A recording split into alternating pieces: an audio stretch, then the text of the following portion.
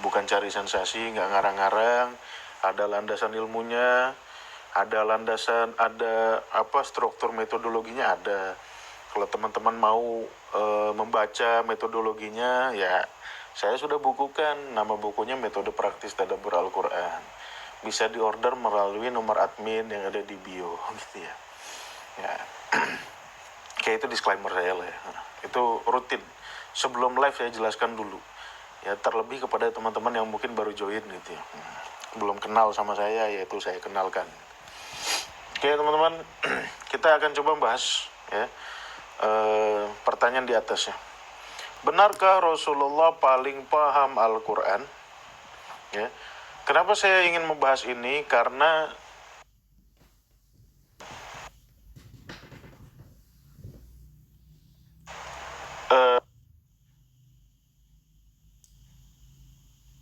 pernyataan. Ya, pernyataan di mana? Di video-video TikTok saya, di live-live saya seperti ini. Ini banyak umat Islam memberikan atau melontarkan pernyataan kepada saya, ya, bahwasanya yang paling paham Al-Quran adalah Rasulullah. Ya, ada lagi yang lebih tinggi lagi gitu. Guru terbaik dari Al-Quran adalah Rasulullah gitu ya. Jadi mirip-mirip gitulah. Nah ini banyak nih, bahkan di video saya terakhir kemarin tentang jilbab ya, video saya yang terbaru ini tentang jilbab, itu ada juga orang yang mengatakan, sebaik-baik yang menjelaskan Al-Quran atau guru terbaik Al-Quran adalah Rasulullah. Saya bilang, saya nanya aja gitu, saya cuma nanya, saya jawab komentarnya, saya nanya gini, oke, Rasulullah ada yang jelaskan Alif Lam Mim nggak? Ya kan? Habis itu dia jawabnya apa? Saya nggak mau debat, bla bla bla. Saya bilang, ya sama, saya juga nggak mau debat. Saya cuma nanya. Maksudnya ketika dikatakan Rasulullah itu guru terbaik Al-Quran, nah guru terbaik itu artinya menjelaskan semua gitu kan. Sudah selesai dijelaskan semua. Nah saya cuma nanya, ada nggak penjelasan Rasulullah tentang Alif Lam Mim misalkan, atau Kaf Ha Ya Ain Shad, apa penjelasannya gitu. Karena saya dari Gontor S1, S2 ya nggak nemu jawabannya gitu. Semua hanya spekulasi. Semua hanya pendapat ya kan. Nah, kemudian berarti berdasarkan apa gitu kita menilai Rasulullah sebagai guru terbaik yang menjelaskan Al-Qur'an gitu, atau yang paling paham Al-Qur'an. Dasarnya apa kita ngomong itu gitu ya. Dasarnya mungkin dia nggak tahu karena dia cuma copy paste dari ustadz-ustadz gitu ya. Nah kita tuh sebetulnya teman-teman ya, dalam Al-Quran itu kita tuh dilarang loh ya, kata Tuhan nih, la taqfu ma laysa laka bihi ilmun, jangan ngikuti apapun yang kau tidak punya ilmu pengetahuan tentangnya gitu ya, jangan gitu. Nah kita tuh umat Islam, perilaku kita justru banyak sekali menyelisihi ayat ini gitu. Kita melemparkan pernyataan yang kita nggak tahu pasti pernyataan ini benar atau enggak. Kenapa? Karena kita hanya kopas. Kopas dari mana? Dari majelis-majelis taklim, dari ustadz-ustadz, dari kiai-kiai. Tanpa kita ingin menelusuri kebenaran pernyataan itu. Ya. Dan saya rasa orang Islam hari ini, orang-orang yang hidup di zaman ini, itu gampang banget kalau mau verifikasi itu. Ya, Google ada, ChatGPT ada, Maktabah Syamilah yang isinya ribuan buku itu ada. Ya, gampang banget kok kita kalau mau ngecek gitu ya. Bahkan sekarang kalau ngecek apa-apa ya nggak usah ke Maktabah Syamilahnya gitu kan. Cari aja ChatGPT, itu pasti dia jawab. Ya. Nah tapi perilaku kita ya kayak gitu. Sering copy paste, sering melontarkan pernyataan hanya berdasarkan kata guru saya. Udah. Wah, guru saya pasti benar loh, kok jadi Tuhan, saya bilang gini. Yang pasti benar itu cuma Tuhan. Manusia itu bisa benar, bisa salah. Gitu. Kalau teman-teman mengklaim gurunya pasti benar ya keliru gitu. Kalau kata Kiai Gontor dulu, ya kan, kalau kata Kiai saya nih, kalau kata Kiai Gontor nih saya cerita ya, bukan berargumen gitu. Kalau kata Kiai Gontor tuh, jangan ikuti orang benar. Wow, coba berani nggak Ustadz Kiai sekarang ngomong kayak gitu? Jangan ikuti orang benar. ya kan? Karena orang benar hari ini belum tentu besok dia benar lagi, gitu. Nah, kemudian Kiai Gontor, Pak Hasan bilang apa? Ikutilah kebenaran. Karena ketika kau mengikuti kebenaran, kau akan bertemu dengan orang-orang benar. Nah, pernyataan ini Qur'ani gitu. Ini yang benar. Ya, Quran menyuruh kita ngikuti Al-Quran, tunduk kepada kebenaran, jangan tunduk sama orang benar. Karena orang benar besok bisa salah dia gitu. Oke. Nah, kemudian paradigma ini, ya paradigma berpikir bahwasanya Rasulullah yang paling paham Al-Quran, ini menyebabkan umat Islam mengembangkan narasi. Ya kan, narasi. Bahkan narasi ini berbentuk metodologi penjelasan Al-Quran. Ya, mayoritas umat Islam, ulama-ulama sepakat dengan metode penjelasan Al-Quran melalui 4 step, ya kan? Yang disebutnya sebagai metode penafsiran. Ya, pertama ada tafsir Quran bil Quran, penafsiran Al-Quran pakai Al-Quran, ayat menjelaskan ayat. Ya kan, itu cara pertama. Yang kedua, kalau nggak ada, tafsirul Quran bil hadis, ya penjelasan Al-Quran melalui hadis. Yang ketiga, penjelasan Al-Quran bil ma'thur, melalui jejak-jejak yang ditinggalkan para sahabat dan tabi'in. Ya.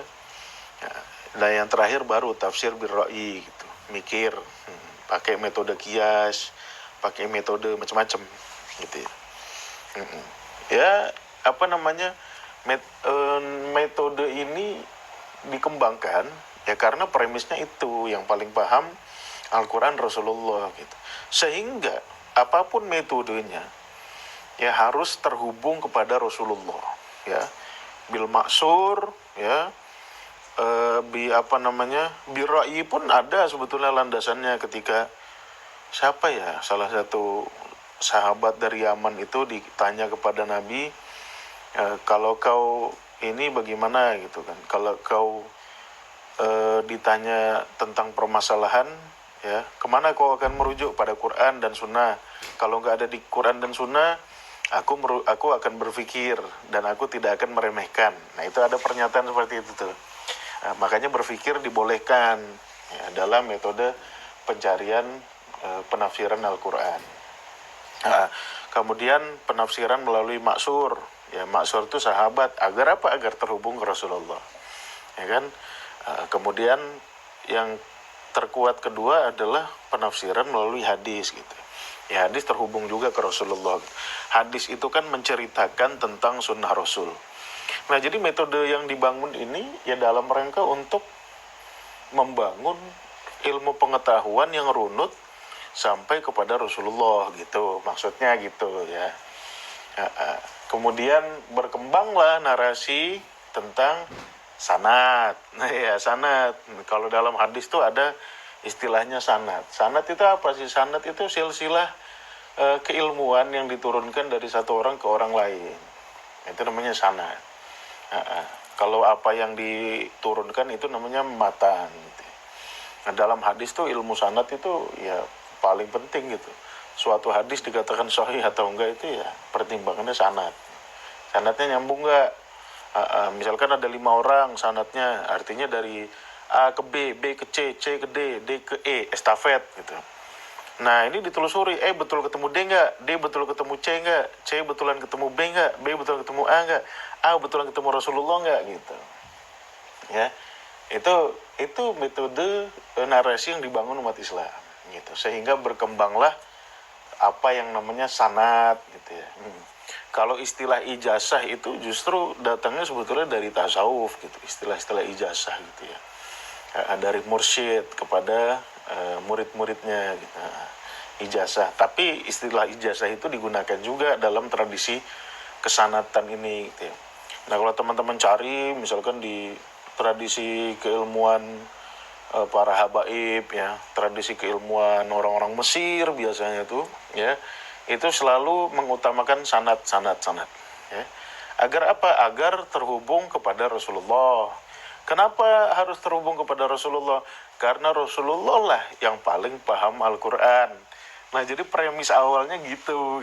Sehingga berkembang metode penafsiran 4 tadi, berkembang juga narasi sanad-sanad keilmuan tadi gitu ya. Bahkan ustadz-ustadz nasional seperti UAS ya itu ya bersanad gitu kan. Oke. Metode yang dibangun, narasi yang dikembangkan gitu ya. Itu berawal dari satu premis bahwasanya Rasulullah yang paling paham Al-Quran.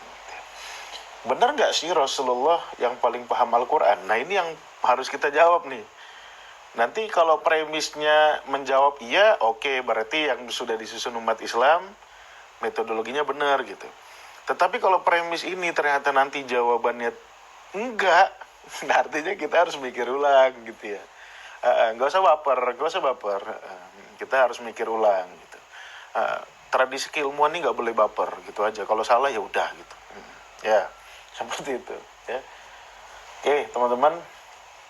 Untuk menjawab pertanyaan di atas ya, ini pertanyaan yang paling fundamental gitu ya. Teman-teman, kita harus mengetahui dulu ya, siapa sih sebetulnya yang namanya, mohon maaf ya, saya sebutkan nama gitu ya, karena atributnya akan saya jelaskan kemudian. Siapa sih sebetulnya Muhammad ini gitu ya, Nabi kita gitu ya. Siapa sih sebetulnya Muhammad ini? Disclaimer lagi, saya tidak ada niatan untuk mendiskreditkan Nabi Muhammad loh ya. Saya respect sama Nabi Muhammad. Kalau ketemu saya bikin rumah sampingnya gitu. Kalau ketemu, cuman saya nggak ketemu gitu ya. Oke, tetapi bagaimanapun kita harus memandang Nabi secara proporsional gitu ya. Siapa itu Muhammad? Nah, pertanyaan substansial ini ya, bahwasanya siapa sih Muhammad itu ya, itu dapat kita telusuri petunjuknya dari surat Al-Kahfi ayat terakhir. Apa surat Al-Kahfi ayat terakhir? Qul innama ana basyarun mithlukum. Oke. Petunjuk dari Allah adalah ya, Nabi diperintahkan untuk menyatakan kepada manusia bahwasannya aku hanyalah basyar, manusia biologis, manusia layaknya manusia-manusia lainnya.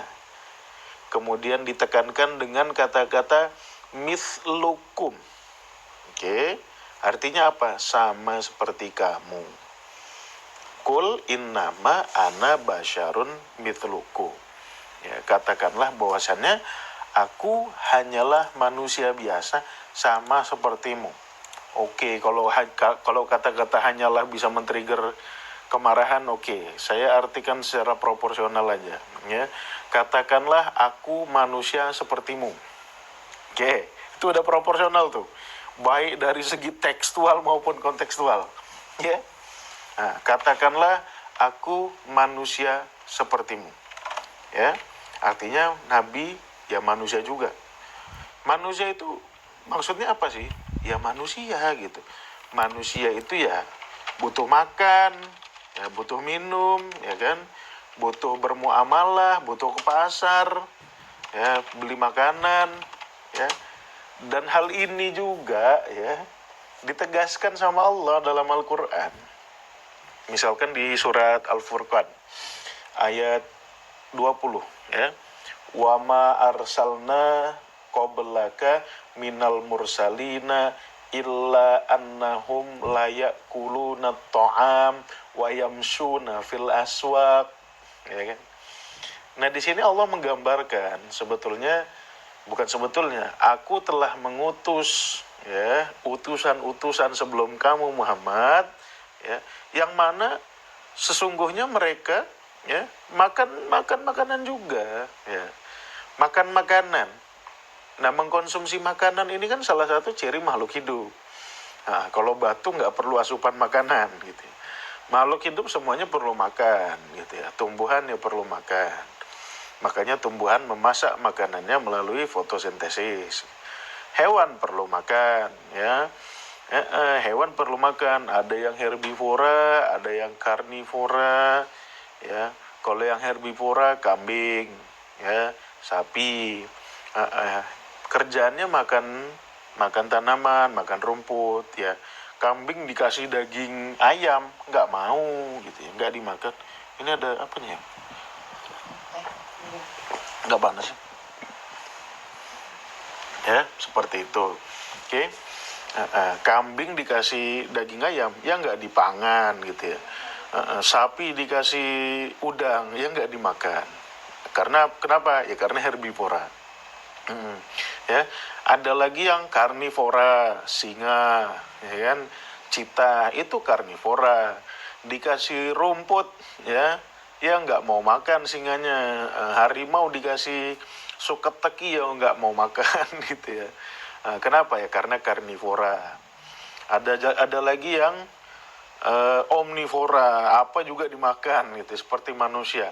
Manusia jangankan daging, ya, jangankan tumbuhan, ya bakteri pun diminum. Minum Yakult tiap hari, bakteri baik. Ya, jamur juga ditelan sama manusia. Nah, jadi manusia itu ya makhluk biologis, makan gitu. Ya. Makanya kalau ada narasi-narasi yang menyatakan Nabi Muhammad tuh, ya kalau jalan kemana-mana itu dipayungi awan. Kenapa? Karena kalau matahari, ya, karena Nabi Muhammad ini nur katanya, cahaya. Kalau matahari bersentuhan dengan Nabi Muhammad, lenyap matahari. Oh, bayangin. Siapa yang pernah dengar kajian kayak gini? Saya juga pernah dengar di TikTok, di Instagram. Oh. Jadi Nabi Muhammad ini tercipta dari cahaya. Nah, makanya Nabi Muhammad tuh nggak ada bayangannya katanya. Wah, ya kan? Jadi Nabi Muhammad jadi objek mitos gitu. Dia ini cahaya, selalu dinaungi awan. Kenapa dinaungi awan? Kalau tidak dinaungi awan, matahari bisa kalah sama cahaya Nabi Muhammad, lenyap, hilang, meledak matahari. Ya, slebeo, meledak. Nah, ini kata orang-orang di majelis. Nah, ini dibantah sama Al-Quran. Enggak, Nabi Muhammad itu manusia biasa. Makanya dia dilahirkan. Lahirkannya pun dari rahim. Ya, tumbuh, berkembang, makan, jalan di pasar. Ya, itulah manusia, gitu. Ya, manusia bashar. Nah, bashar itu ya manusia biologis. Oke. Kul innama ana basyarun. Sama bashar, ya kan, makan, minum, ya mohon maaf, buang air, ya sama gitu. Rasulullah nikah, mohon maaf, berhubungan seksual nggak berhubungan seksual, ya punya anak, main sama anaknya gitu. Ya wajar gitu, itu manusia. Makanya disuruh ngatakan Nabi itu ana basyarun mislukum, ya. Tetapi punya tugas. Apa tugasnya? Yuha ilayya, aku diberikan wahyu. Ya, jadi secara substansi Nabi sama dengan orang-orang lain, makan, minum segala macam. Ya, apapun yang ada di orang lain, ya sifat-sifat naturalnya ada di Nabi, ya kan? Tetapi Nabi dititipkan wahyu sebagai tugasnya. Oke, sebagai tugas utusan Tuhan. Ya, yuha ilayya annama ilahukum ilahun wahid. Oke. Jadi melalui ayat terakhir surat Al-Kahfi ini kita mengetahui bahwasannya Nabi Muhammad mempunyai dua sisi. Ya. Satu sisi dia sebagai bashar, manusia biasa, makan, minum, nikah, ya, hidup, bahkan meninggal, ya, bisa sakit, di perang Uhud kena lemparan batu, ya giginya patah, ya itulah manusia gitu kan. Tapi di satu sisi, ya dia mempunyai tugas sebagai dalam tanda kutip penyambung lidah, dari Tuhan. Oleh itu dia diberikan wahyu. Oke. Dua sisi ini keep in mind teman-teman, jangan dinafikan gitu. Ya, jangan kita membuat mitos tentang Nabi Muhammad. Ya, inilah dua sisinya Nabi Muhammad. Ada sisi sebagai manusia biasa, ada sisi dia sebagai utusan Tuhan, penyampai ya wahyu Tuhan kepada manusia. Oke. Nah, jadi Nabi Muhammad itu ya memang orang baik. orang baik, ya, yang dipilih sebagai penyambung lidah Tuhan untuk menyampaikan pesan Tuhan kepada manusia. Oke, nah pesan apa yang disampaikan oleh Nabi Muhammad kepada manusia gitu ya? Pesan-pesan itu ya merupakan ayat-ayat verbal. Menggunakan bahasa Arab, ayat-ayat verbal gitu. Ya, yang disampaikan adalah ayat-ayat verbal yang dihimpun ya berupa Alkitab. Ini kalau saya sebut Alkitab jangan langsung mengasosiasikannya dengan buku loh ya. Karena Al-Quran tidak diturunkan dalam bentuk buku ya. Alkitab itu bermakna berasal dari vokal dasar kataba, artinya adalah menghimpun. Kataba itu kan artinya menghimpun. Loh enggak, menulis itu artinya kataba. Iya, nulis itu kan kita ngimpun huruf-huruf ya biar menjadi kata ya. Dengan kata itulah melahirkan makna. Kata disusun demi kata menjadi kalimat. Kalimat disusun dengan kalimat menjadi paragraf. Ya kan? Nah, ini aktivitasnya namanya kataba juga gitu, menghimpun. Oke. Jadi ketika dikatakan Alkitab, jangan kita mengasosiasikan dengan buku gitu, karena Al-Quran tidak diturunkan dalam bentuk buku. Yang nyusun Al-Quran jadi buku itu pada zaman Utsman bin Affan. Baru disebut mushaf gitu ya. Nah, kalau buku itu yang jelas namanya mushaf gitu ya. Oke. Nah, apa yang diwahyukan kepada Nabi Muhammad ya, itu ayat-ayat verbal yang terhimpun namanya Alkitab. Alkitab bukan Al-Quran gitu. Secara umum namanya Alkitab. Ini karena kita bahas ya di live-live sebelumnya. Kalau kita ngerujuk ke surat Ali Imran ayat 7, huwallazi anzala alaikal kitab. Alkitab secara umum yang diturunkan kepada Nabi Muhammad ya, seluruh ayat itu ya, mulai dari surat Al-Fatihah sampai surat An-Nas yang isinya 114 surat, 6.326 ayat. Nah, itu namanya Alkitab. Oke. Nah, Alkitab ini isinya ada dua jenis, ya kan? Ada dua jenis. Ada hukum, ada nubuwah.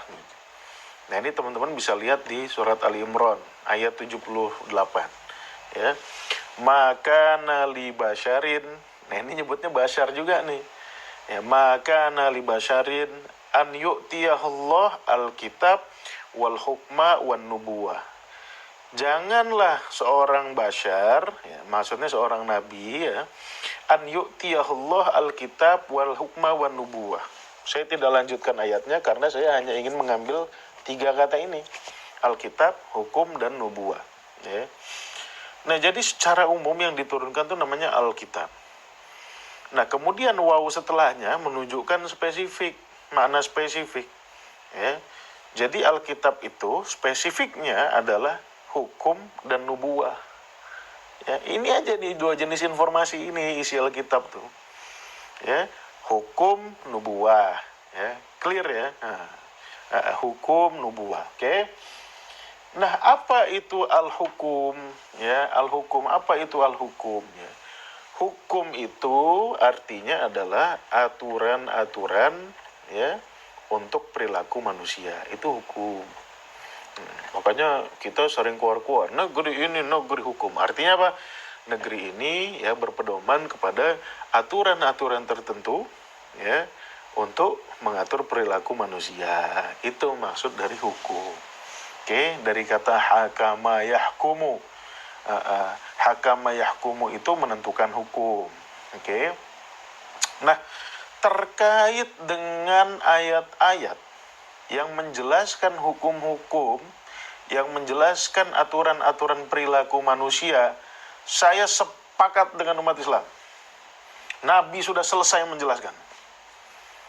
Oke? Nah, tapi ayat-ayat hukum aja. Oke? Terkait ayat-ayat tentang hukum, ya, Saya sepakat dengan umat Islam. Nabi sudah selesai menjelaskan. Nabi yang paling paham tentang ayat-ayat hukum. Ya, sudah dijelaskan semuanya sama Nabi. Ya, tetapi sebatas ayat-ayat. Kalau fenomena di masyarakat ya